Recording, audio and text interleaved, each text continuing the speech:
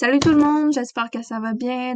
Cette semaine, on va parler des types de phrases et d'une forme de phrase aussi. Pourquoi on passe là-dessus après avoir parlé des groupes? Ben, c'est simplement plus logique. C'est plus facile comme ça d'analyser les phrases quand tu connais déjà les groupes et les fonctions principales. Donc, comme ça va te permettre de reconnaître les phrases plus facilement.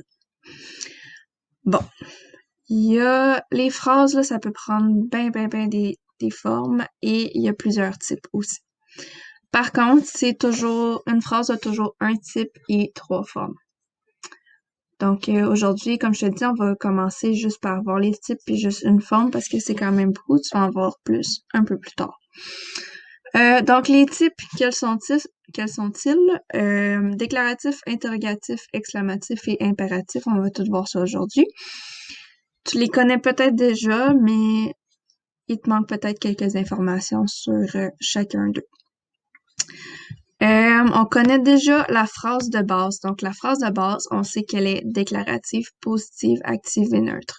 Le type, c'est déclarative.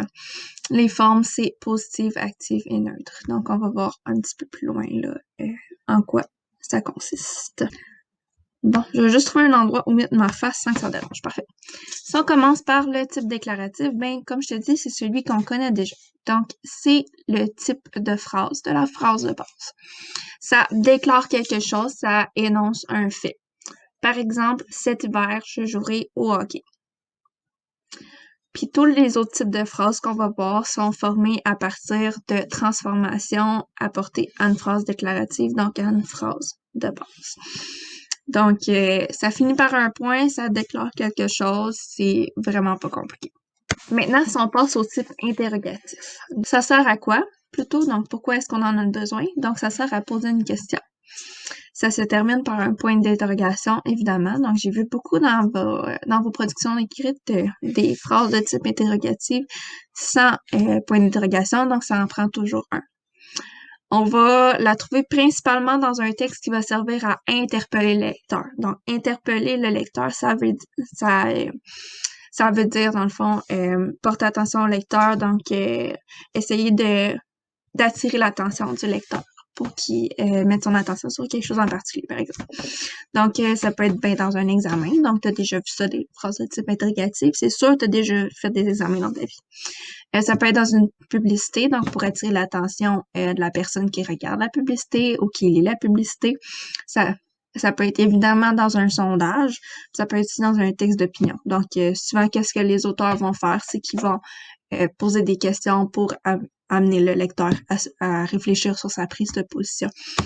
Pour la phrase interrogative, tu vas voir, c'est celle qui a plus de choses, là. Une phrase de type interrogatif, ça peut être une interrogation totale ou partielle. Donc, quand tu poses une question, la question peut être totale ou partielle. Je t'explique qu'est-ce que ça veut dire. L'interrogation totale va porter sur la phrase au complet. Donc, la réponse va être oui ou non. Par exemple, est-ce que ces étudiants font de l'astronomie? Réponse oui. Une réponse juste en oui ou en non. L'interrogation partielle, ça va porter juste sur une partie de la phrase. Par exemple, ça va porter sur l'élément dans le complément direct du verbe. Je mets un exemple comme ça, là, je dis n'importe quoi. Ça va être une réponse plus longue. Donc, par exemple, pourquoi ces étudiants font-ils de l'astronomie? Réponse, pour mieux comprendre l'univers. Donc, tu vois, ça porte sur toute la phrase. Bon. Maintenant, pour ce qui est de la structure. Je les ai séparés comme ça pour l'interrogation totale, pour l'interrogation partielle. Dans votre livre, c'est tout ensemble, mais je trouvais que c'était plus classé comme ça.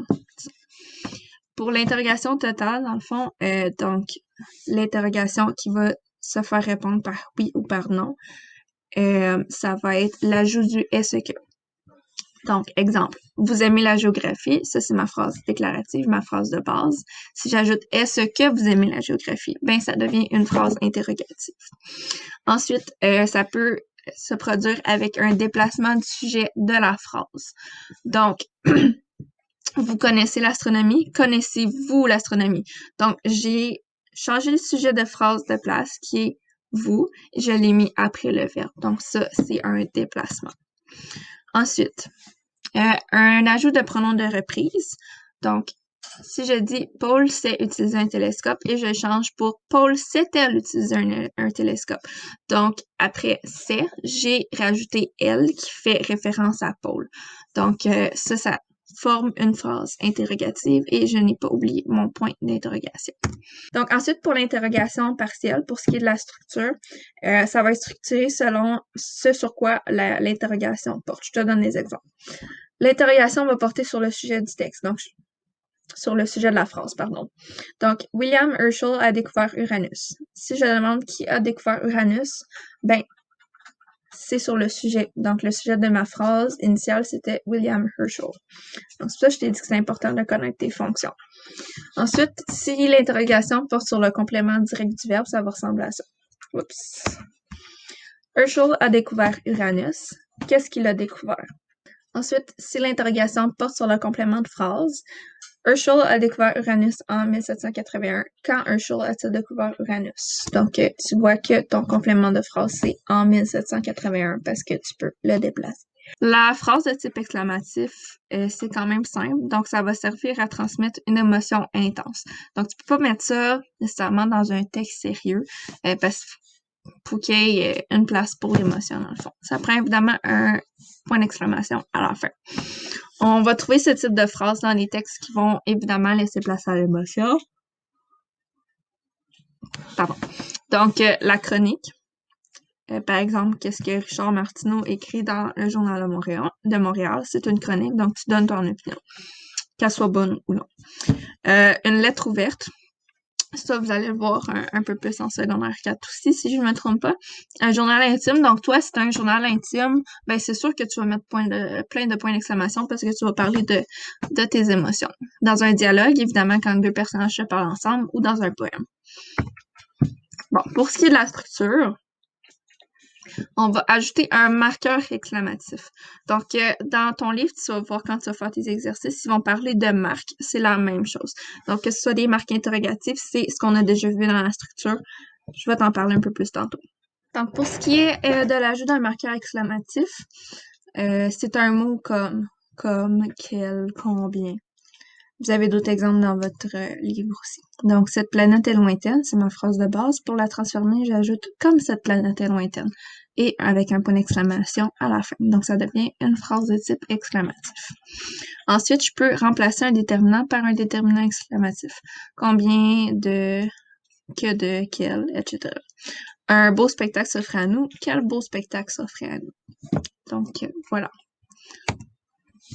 Ensuite, pour ce qui est du type impératif, ça sert à donner un ordre, un conseil, une demande. Donc, on va trouver évidemment un verbe impératif dedans. On va la retrouver dans les textes où, en général, on va pousser le lecteur à agir. Par exemple, dans une recette, une consigne, un texte d'opinion et une lettre ouverte. Donc, si je te donne une consigne, par exemple, je vais te dire fais ton devoir. Donc, ça, c'est une phrase de type impératif. On va voir ça un peu plus loin. Donc, si on regarde la structure, il y a plusieurs façons de former une phrase de type impératif. Si on efface le pronom sujet, donc je, tu, nous, vous, il, etc., là, toute la gang. Par exemple, tu observes les anneaux de Saturne. Observe les anneaux de Saturne. Donc, tu vois, j'ai changé mon encore aussi, j'ai changé mon verbe, j'ai enlevé mon tu, c'est ce que ça donne, donc ça devient un autre. Si j'efface aussi le pronom sujet, puis je déplace le pronom complément du verbe. Suis-moi, je m'en vais. Donc, ça sonne compliqué de même, là, mais regarde l'exemple, comment c'est simple. Nous les observons. Observons-les. Donc, j'ai pris mon lait, je l'ai mis à la fin, puis j'ai enlevé mon nous. Phrase impérative. Bon, si on change de tiroir, puis on s'en va maintenant dans la forme, donc la seule forme qu'on va voir aujourd'hui, c'est la forme négative. Donc, c'est simple, ça s'oppose à la forme positive ou affirmative. Ça va être utilisé beaucoup, mais on la trouve surtout dans les textes qui donnent des directives, donc règlement, consigne, code de vie.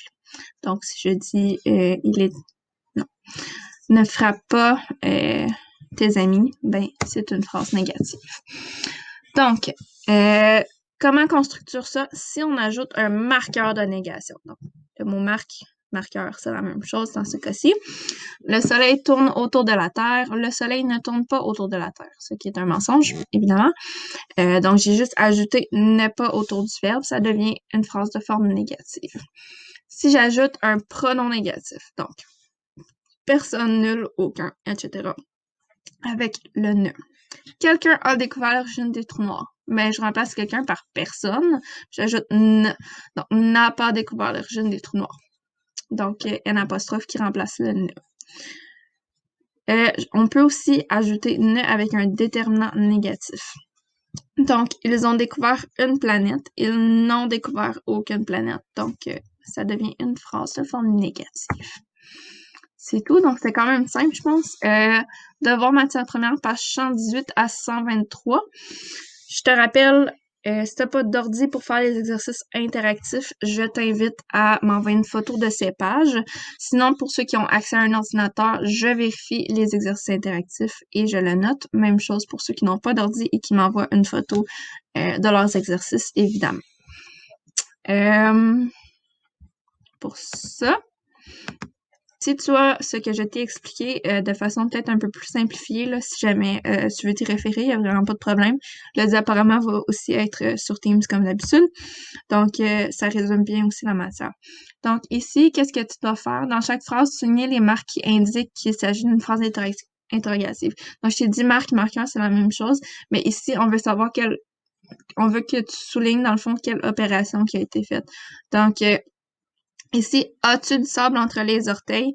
Ben, as-tu. Donc, le sujet a été inversé avec le verbe et on a ajouté un point d'interrogation. Donc, c'est ça que je veux que tu fasses ici. Ensuite, tu fais juste cocher là, au numéro 3 pour savoir si c'est interrogation totale ou partielle. Donc, partielle, est-ce que c'est sur un élément de la phrase ou total? Est-ce que c'est par oui ou par non?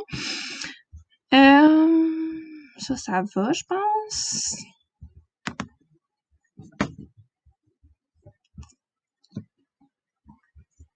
Donc, pour le numéro 6, c'est la même chose que le premier numéro. Donc, n'oublie pas là, de souligner le point d'exclamation s'il est ajouté et de souligner ton marqueur exclamatif. Donc, c'est tout. Donc, si tu as des questions, écris-moi. Je suis disponible comme d'habitude. Bonne semaine!